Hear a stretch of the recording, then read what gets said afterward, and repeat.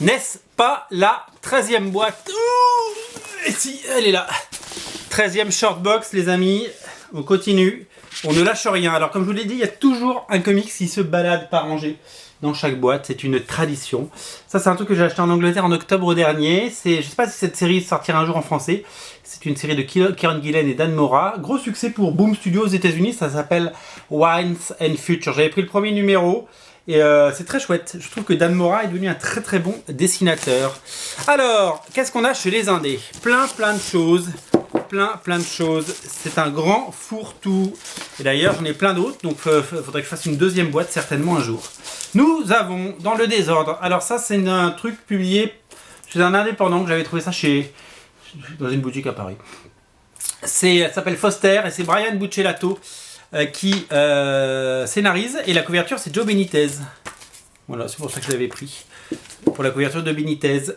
J'ai chez Antarctic Press, l'éditeur de Rags et Punchline, un truc de steampunk, ça s'appelle Girl of Steampunk, Victorian Secret. Rien à voir avec les culottes. Alors, vous savez, on a à une époque vendu les comics de J.P. Ross, Theory of Magic, Rem 8, j'en ai plein, mais j'en ai plein qui ne suivent pas. Ancien Dream, on a même commencé à le traduire en français. Il faudra un jour qu'on le termine.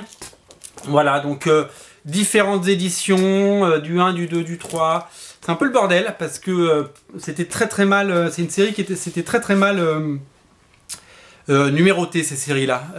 C'était assez confus. Il y a eu une première édition auto-éditée en festival, puis il y a eu des éditions faites pour le catalogue général, previews, enfin voilà. Jamais eu de fin, Widow's Web, c'est un des premiers comics qu'on avait vendu sur Original Comics. C'est une série de Raven Gregory qui avait fait Grimm Fairy Tale. Alors j'ai plein de couvertures différentes, mais il y avait eu 3 numéros et il devait en faire 6. Il devait faire des Kickstarter et puis il les a pas fait. Moi j'ai que les 2 premiers numéros.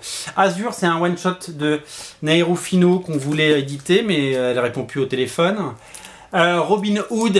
Alors il y a plein de Grimm Fairy Tale que je prends essentiellement pour les couvertures. Il y a des couvertures de Mike Chrome, de Sabine Rich, de Paolo Pantanella. Voilà, Paolo Pantanella. Donc c'est plein de numéros, des one-shots, des trucs comme ça. Je sais pas s'il y a un grand intérêt à lire ça ou garder tout ça, mais moi j'aime bien, parce que j'aime bien ces couvertures. Ça, c'est les Grimm Fairy Tale Terror. Voilà, avec des couvertures, Jamie Tyndall par exemple, couverture pour Red Agent. Ils avaient fait un truc de steampunk, Chen avait fait une couverture. Il y avait eu Mike Chrome, très jolie couverture. Voilà, c'est essentiellement pour les couvertures qu'on prend du Zenescope. J'ai même un Escape from Wonderland numéro 1 qui date d'il y a quelques années, couverture de Campbell, version originale. The Waking, regardez la couverture de Campbell comme elle pète. The Waking, c'est le numéro 2. Il y avait Grimm Fairy Tale 41 avec une couverture de Campbell. Grimm Fairy Tale 75 avec une couverture de Campbell. Voilà, plein de comics. Plein de comics avec des jolies couvertures. Alors ensuite, qu'est-ce qu'on a de beau les amis? Qu'est-ce qu'on a de beau? On a le 100, l'épisode 100, avec une couverture de qui? C'est qui? Est-ce que c'est pas Michael Golden? Non, je sais pas. En tout cas, c'est une jolie couverture. Voilà, on va les prendre comme ça.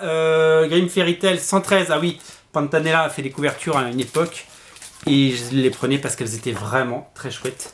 Les couvertures de Pantanella étaient très belles, voilà. Donc le 115, le 116, on dirait le Phoenix. Le 117, dis donc, j'avais suivi à une époque.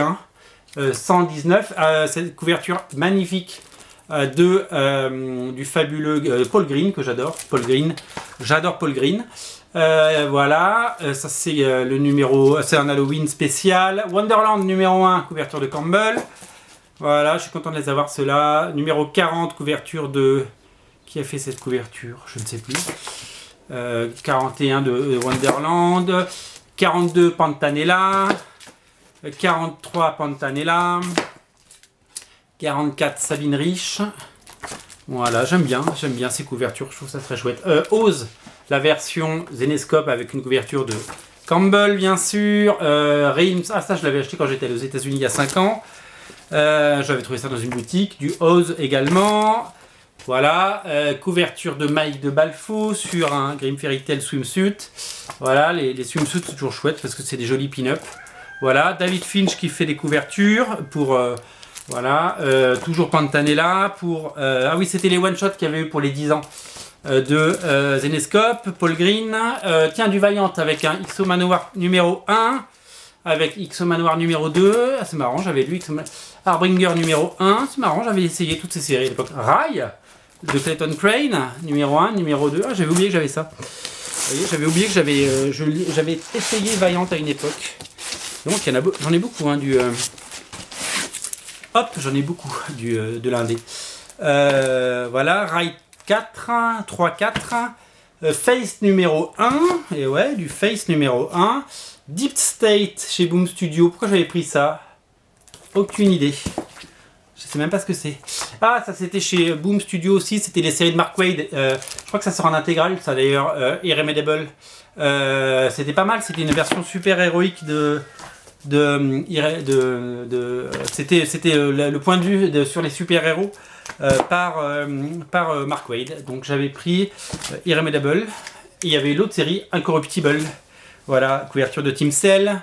Fanboy vs Zombie qu'on a sorti chez nos amis de Glénat Comics. Je suis content d'avoir sorti ça, les couvertures de Ramos, c'était chouette. Dessiné par Jerry Gaylord. Ah, ça c'était pas mal. Grace Randolph faisait une série qui s'appelait Superbia.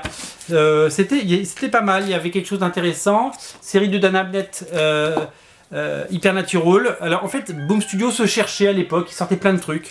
Donc Higher Earth de Sam Humphries, Deathmatch, mon ami Paul Jenkins avec des couvertures de Wild Sportaccio. J'aimais bien ça, j'aimais bien Deathmatch. C'était pas mal. Donc encore du Superbia, couverture du français Stéphane Roux avec Russell Dauterman. Ah ben faudra que je vais me regarder ça. J'avais pas fait gaffe. Ah oui, alors Richard Johnson, le patron de Bleeding Cool, il a fait des comics chez Boom Studio et il avait fait les Avengeful, c'était que des parodies. Ces BD étaient sympas, elles n'avaient qu'un défaut, c'est qu'elles étaient toutes très mal dessinées. Captain American Idol, voilà, il avait fait des comics parodiques, c'était plutôt pas mal. Science Storlogy, et j'avais pas le quatrième, il y en avait eu 4. Révélation, vous vous souvenez, c'est sorti chez Soleil, c'est aussi sorti chez Boom Studio, enfin ressorti chez Boom Studio, parce que ça c'était une ressortie.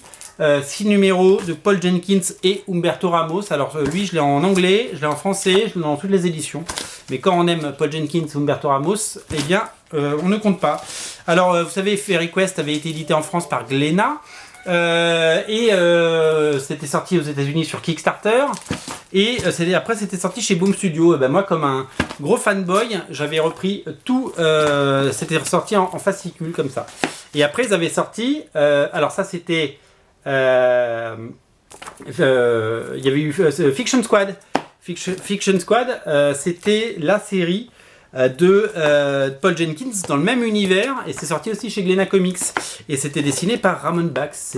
C'était plutôt pas mal, c'est assez intéressant comme série, comme univers, et c'était plutôt pas mal, le dessin était chouette. Ça a eu moins de succès en France que Fairy Quest.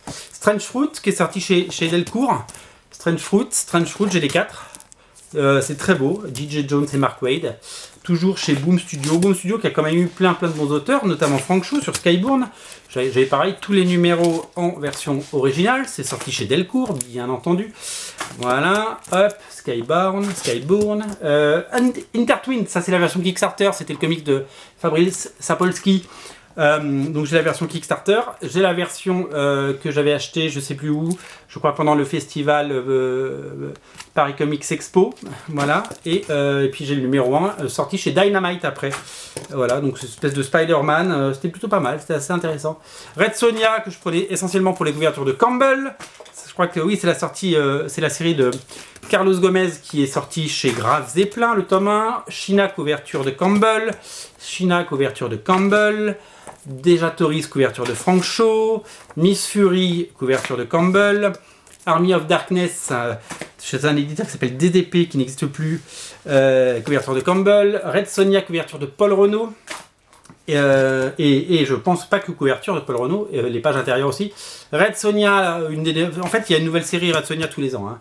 Damsel, c'était chouette Damsel parce que la couverture c'est Campbell, c'est très chouette. Vampirella chez Harris Comics par Campbell dans son ancien style.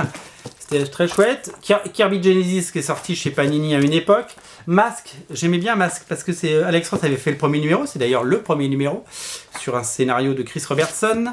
Black Bat, couverture de Campbell, c'était un Dynamite qui ressortait tous les vieux héros du Golden Age et voilà. The Shadow Year One, ça c'était par Matt Wagner.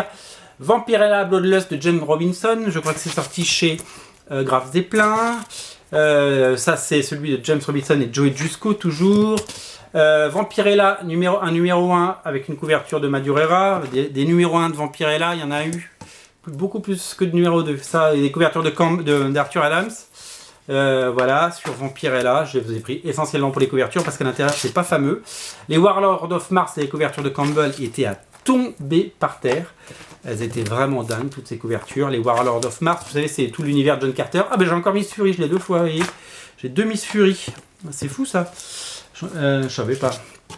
Chaos Reign, Chaos couverture de Campbell, deuxième couverture de Campbell. Blood Queen, couverture de mon ami Ale Garza. Red Sonja, couverture de Greg Land, 25 cents. Ah, ça c'était les Legendary qu'on a publié après chez Graf Zeppelin avec les couvertures de Benitez qui étaient très chouettes. Et après il y a une deuxième série Red Sonja, je crois que c'est celle-là qui n'est jamais sortie. Ça, elle était belle la couverture. Ça, c'est des premières couvertures qu'on a sorties et je me souviens à l'époque. Chez Original Comics, on en avait commandé 10. On était tellement contents de les avoir vendus. On s'est dit, ah, c'est cool, on en a vendu 10. Les Tortues Ninja, numéro 1. Le Retour vers le futur. Ah ouais, je les ai en single, les Retour vers le futur. Le numéro 1, le numéro 2, numéro 3, numéro 4. Non, ça, c'est le Cover Gallery. Ça, c'est les comics vendus au profit d'associations. Ça s'appelle Hero. Couverture de Campbell. Très, très belle couverture de Campbell. Ragnarok, qu'on a sorti chez... de Walter Simonson qu'on a sorti chez Glénat. FX qui est sorti en VF aux éditions Dante. J'ai le numéro 1, John Byrne. C'était plutôt pas mal, j'aimais bien. J'aimais les hologrammes, mais ouais. Next Man est revenu pour une conclusion et une mini-série en 5 parties. C'était il y a quelques années. J'ai le numéro 1. Triple Helix qu'on a édité en français, qui revient d'ailleurs en omnibus au mois de juin. Les Rocketeer Adventure avec plein d'auteurs super sympas. Avec des magnifiques couvertures, je suis ravi de les avoir, c'était vraiment très très chouette. Rocketeer Adventure, c'est sorti chez... et après il y avait Rocketeer Adventure 2, et avec plein d'auteurs, je crois que tout est sorti chez Delcourt, mais je me trompe peut-être. Voilà, avec plein d'auteurs géniaux. Rocketeer Spirit, ah oui, alors la série devait être dessinée par Paul Smith sur un scénario de Mark Waid. Et je crois qu'il a fait qu'un numéro, Paul Smith, comme d'habitude. Il a très vite été remplacé. Half Past Danger, est-ce que c'est sorti? Je me demande si c'est pas sorti. True Blood, adapté du comics avec les couvertures de J. Scott Campbell, c'est pour ça que je les avais pris. J'aimais bien au début True Blood, mais que au début. Ah bah voilà, la suite de Retour vers le futur. Jack Avaris qu'on devait sortir, c'est un des premiers comics qu'on voulait faire en financement participatif, et finalement on l'a pas fait. Espèce de parodie de James Bond par un dessinateur qui s'appelle Chris Madden, dans un style très Indiana Jones et surtout très J. Scott Campbell. Moi j'ai toujours aimé ce dessinateur. Finalement on l'a pas fait. Danger Girl G.I. Joe, inédit en version française, mais je crois que ça va sortir chez Graf Zeppelin dans pas longtemps. Voilà, j'ai pas tous les numéros, mais je l'ai en hardcover. Ça c'est le Danger Girl Revolver, ils sont un peu pliés malheureusement. Donc dessiné par Chris Madden, justement, le même dessinateur. Voilà, Danger Girl Revolver. Danger Girl Revolver. Ah oui, il y avait les variantes qui faisaient un tout, voilà, je me souviens. Il y avait les variantes, hop, j'avais tout pris à l'époque. Danger Girl Trinity, avec des très belles couvertures de Campbell encore. Vous voyez, j'ai des thématiques, hein. Quand je suis sur Campbell, je suis sur Campbell, moi. Ça ne se refuse pas, tout ça. Danger Girl The Chase, avec les magnifiques couvertures de Dan Panouchian. Voilà, ça c'était vraiment très bien aussi. Dan Panouchian, The Chase, très jolie couverture. Mayday, avec les couvertures de John Royle.